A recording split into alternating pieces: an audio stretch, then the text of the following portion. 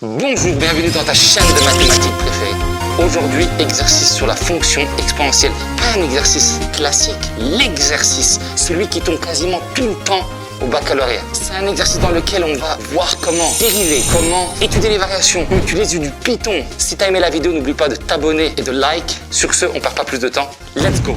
On a une fonction f de t qui est égale à 6t exponentielle de moins t sur l'intervalle 0,12. Cette fonction, elle correspond à la concentration d'un certain médicament dans le sang. Vous prenez une seringue, vous injectez un médicament à un patient et la concentration de ce médicament dans le sang va suivre cette fonction.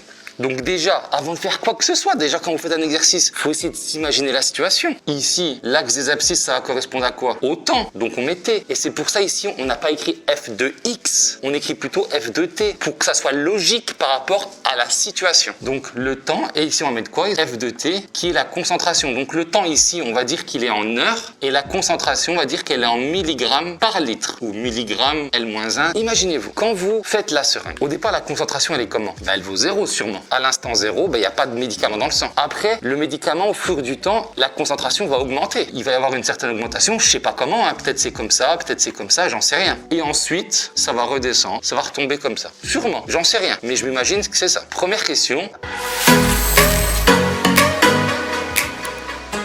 Il faut étudier les variations de cette fonction sur l'intervalle 0,12, donc entre 0 et 12 heures, et trouver à quel moment la concentration dans le sang est maximale. On va chercher cet endroit-là, le maximum. Pour à quel temps? On va l'appeler T0 par exemple. Ou allez, on va l'appeler plutôt Tm pour dire le T max, du maximum.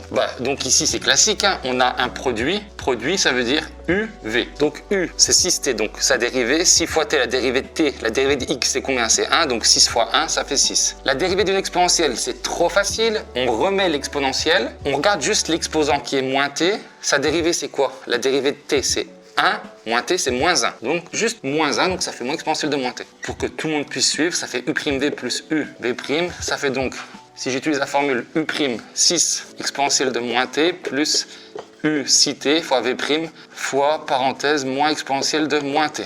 Oh, ici, qu'est-ce que j'ai comme d'habitude? Un facteur commun. Factorisons. Exponentielle de moins t, facteur de quoi? 6 plus 6t fois moins 1.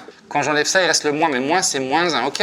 J'aime pas trop cette notation, donc ça fait exponentielle de moins t, facteur de 6, plus, donc 6t fois moins 1, ça fait moins 6t, plus moins, ça fait donc moins 6t. Ok, donc là, on a la dérivée. Quand on a la dérivée, on doit étudier le signe. Ici, le signe, il est assez facile. L'exponentielle, c'est toujours positif. Donc, étudions le signe de 6 moins 6t. 6 moins 6t, quand est-ce que c'est positif? Quand moins 6t est plus grand que moins 6, on divise par moins 6. Donc, on va changer l'inégalité. Ça fait t plus petit que moins 6 sur moins 6. Ça fait donc t plus petit que 1. On a dessiné le tableau de signe et le tableau de variation. Donc, on est sur l'intervalle 0,12. On sait qu'il va y avoir un changement de signe de cette fonction en 1. Donc le 1, je dois le mettre ici. Or, heureusement, il est entre les deux. Je trace. L'exponentielle, c'est toujours positif. 6 moins 6t, c'est positif quand t est plus petit que 1. Quand je suis plus petit que 1, c'est positif. Donc ailleurs, je suis négatif. Je mets 0. G', c'est ça fois ça, c'est le produit. Plus fois plus, plus fois moins, moins. Je mets le 0. Je sais que quand la dérivée est positive, la fonction, elle va être croissante. Et ensuite, elle est décroissante. Oh! Comme par hasard, est-ce que ça ressemble à ce que j'avais imaginé au début sans rien faire? Bon, c'est la logique quand même. Les maths, c'est que de la logique. Bon, la réponse, elle est maintenant. Au bout de combien de temps la concentration du médicament est maximale dans le sang? Pour t égale 1. Au bout d'1 heure. Maintenant, on va faire l'exercice de Python. Donc, la question pour notre programme Python, c'est au bout de combien de temps la concentration dans le sang va être inférieure à 0,05 mg par litre. Quand est-ce que la concentration va être inférieure à ça? Je reprends mon dessin. Déjà, je sais que maintenant le t ici, c'est combien? C'est 1. Regardons combien vaut l'image de 1. F de 1, c'est 6 fois 1 fois exponentielle de moins 1. Vous prenez la calculatrice, ça fait environ 2,2. Donc l'image de 1, c'est environ 2,2 mg par litre. Et on veut savoir quand est-ce que ça va descendre en dessous de 0,05. Donc en fait, on cherche l'endroit ici. Quel est ce t ici? Et la descente, à partir de quand on est en dessous de 0,05. Donc faisons le programme. Donc sur Python, tous les programmes, on les commence par def. Ça, celui qui ne comprend pas, N'essayez pas de comprendre, c'est comme ça, basta, vous l'acceptez. Ensuite, vous devez donner le nom du programme. Comment est-ce que vous voulez qu'on l'appelle, le programme? Def de quoi? Concentration, on va marquer? Allez, je vais l'appeler patate. Patate, parenthèse, 2 points. À chaque fois que vous mettez le nom du programme, vous devez ouvrir des parenthèses, vous mettez 2 points à la fin. Toujours, c'est comme ça. Et à l'intérieur, on va mettre des variables avec un S, mais peut-être qu'il n'y aura pas de variables.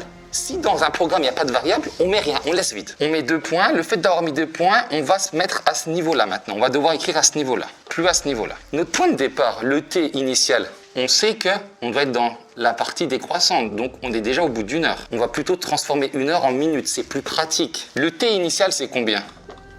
C'est 1 heure. En minutes, ça fait donc 60 minutes. On a fait une variable qui prenait le temps, mais on va faire une variable qui considère aussi maintenant la concentration. Je vais l'appeler C comme concentration. Ben, la concentration initiale, elle est de combien environ? 2,2. D'accord? Ça, c'est les données initiales. Maintenant, on doit faire une boucle, on doit faire tourner le programme. Même en français, tant que quoi? Tant que notre concentration, elle est comment? Elle est au-dessus de 0,05, on doit faire quelque chose. Donc, tant que, en anglais, ou sur Python, c'est while, tant que notre concentration C est plus grand que 0,05, 2 points. Les 2 points, ça veut dire on doit faire quelque chose. Quand on met 2 points, j'ai dit on doit se redécaler. Ça s'appelle une indentation. Ben, on doit faire quoi? On doit augmenter notre T. On va dire la précision, c'est d'1 minute. On va l'augmenter d'1 seule minute. Donc, on va regarder à la minute 61 combien ça fait. Donc, le nouveau T, ça c'est le nouveau, c'est égal à quoi? C'est égal à l'ancien T plus 1. Donc, par exemple, à la première étape, ça va être 61 minutes. Mais donc, la concentration, elle vaudra combien à cet instant-là? La concentration est donnée par cette formule. Donc, ça va être 6. Ça, c'est la nouvelle concentration. C'est 6 fois notre temps nouveau qui est T fois exponentielle moins T. Et à la fin, ça va tourner, ça va nous faire un nouveau temps, 62, 63, 64. Ça nous calcule la concentration correspondante au temps à chaque fois. Et dès que la concentration ici est plus petite que 0,05, on s'arrête. Et à la fin, on revient. On demande de retourner quelle variable? La question, c'était quoi? C'était déterminer le temps qu'il faut pour avoir une concentration inférieure à 0,05. Donc nous, on s'intéresse au temps. Donc T, abonne-toi.